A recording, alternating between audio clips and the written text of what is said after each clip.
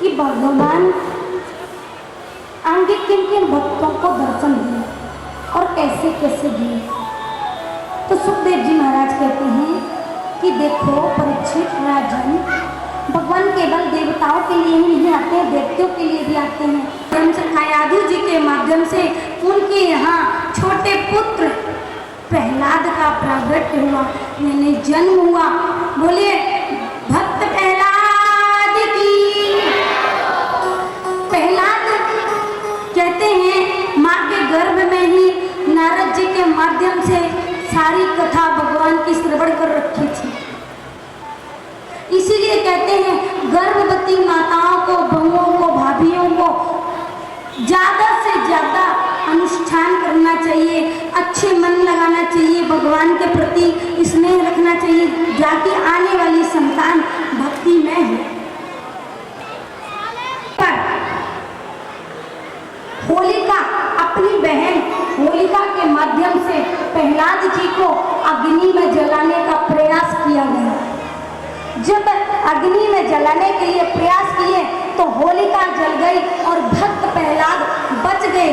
जो अग्नि अंगारा होती है वो गेंदा के फूल के समान शीतल हो गई और गेंदा फूल के समान केसरी रंग की हो गई। बोले भक्त वत्सल भगवान की। है प्रहलाद के साथ प्रजा भी हो गई। जब समझा हिरण्यकश्यप कि अब प्रहलाद सभी से भोजन कराने लगा है तो प्रहलाद को बोला, बोल तेरा भगवान किधर है, बोल कहाँ रहता है। तो वो कहते हैं कि अरे पिताजी मेरे प्रभु सभी जगह हैं, आप बुराई छोड़कर अच्छाई से देखिए तो सही। नर नारायण अमृत और को आचार्य हैं, पर कहते हैं कि ऐसा गुरु ऐसा आचार्य किस काम का जो उल्टी पाठ पढ़ाए। ऐसा गुरु ऐसा शिक्षक गुरु हो या दीक्षा गुरु किस काम का जो उल्टी पाठ पढ़ाए।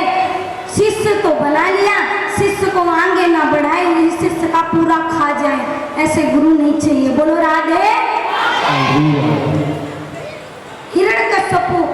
हिरण्यकश्यप जैसे ही प्रहलाद जी को मारने लगा, शिरा जैसे ही हिरण्यकश्यप प्रहलाद जी पर प्रहार करने लगा, बोला बोल तेरा भगवान कहाँ है।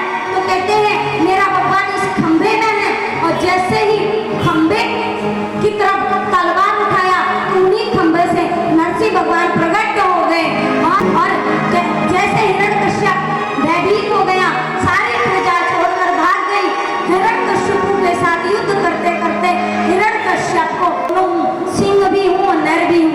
बोले मैं ना उत्तर से ना दक्षिण से ना पूर्व से कहीं नहीं मरूंगा। तो बोले कि देख मैं तुझे बीचों बीच बैठाया हूँ अपनी गोदी पे चौखट पे। इस प्रकार बोले मैं 12 महीनों में किसी महीनों से नहीं मरूंगा। बोले तेरे लिए ये भादों 13वां महीना इसीलिए बनाया गया है। तो जैसे ही हिरण्यकश्यप का पेट फाड़ करके नरसिंह भगवान उद्धार कर देते हैं, उनकी नसें निकालकर अपने गले की माला बना लेते हैं और जैसे अपनी गोदी में बैठाया तो हिरण्यकश्यप कहता है कि मैं ना दिन में मरूंगा ना रात में। तो भगवान कहते हैं देख ना दिन है ना रात है, शाम को 6 बजे 2:12 होती है। इसलिए बोले मैं ना अस्त्र से मरूंगा ना शस्त्र से। बोले देख मेरे पास ना अस्त्र है ना शस्त्र है, ना खून ही मेरे शस्त्र हैं। बोले मैं नर से ना मरूंगा ना नारायण से।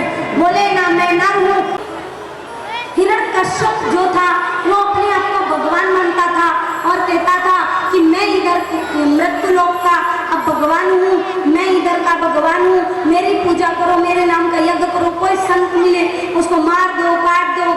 गाय को पशु मानता था, साधु संतों को डोंगी मानता था, ब्राह्मण को ब्राह्मण नहीं मानता था। इसलिए अत्याचार बहुत बढ़ गया।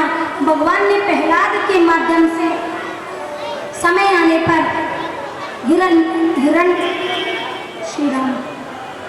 हिरण्यकश्यप का उद्धार किया। कहते हैं कि प्रहलाद को पहली बार जब स्कूल भेजा गया यानी गुरुकुल में भेजा गया तो जब पढ़कर आए तो क्या पढ़ के आए, उन्हें जो पढ़ाया गया था वो नहीं पढ़े। उनके गुरु जी के, प्रहलाद जी के गुरु थे संडामर्क। संडामर्क की जवाबदारी थी प्रहलाद को पढ़ाने की, पर प्रहलाद जी जब पहली बार वापस आए तो बोले पिताजी